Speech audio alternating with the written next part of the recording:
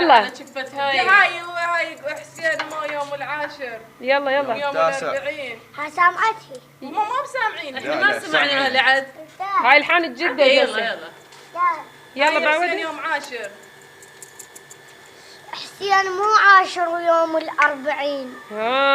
حسين منهج درسوه للمؤمنين. ايه حسين لا تمشي بطريقه وانت غاطس بالحرام. لا حسين ما يريد اللي يجي له وهو ما عنده التزام. ايه صح لسانك. حسين مو ناح وبكي. لا حسين مو بس بالحكي. لا وحسين مو ياهو اللي يجي. ايه وحسين كون بدربه تمشي ودربه مو قصد المصير. لك وني. حسين كون تصير مثله ومثل أنصاره تصير. ايه حسين لا تمشي لساير وانت ما عندك ضمير. ايه حسين لا تلهج باسمه وانت ما تساعد فقير. ايه والله.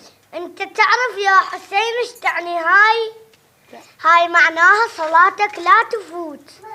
هاي معناها زكاتك لا تموت. ايه هاي معناها على امك ابد لا ترفع الصوت. لا حسين مو عاشر يوم الأربعين. لبس روحك والعقل لبس عفاف. لا تجين حسين وانت بلا حجاب.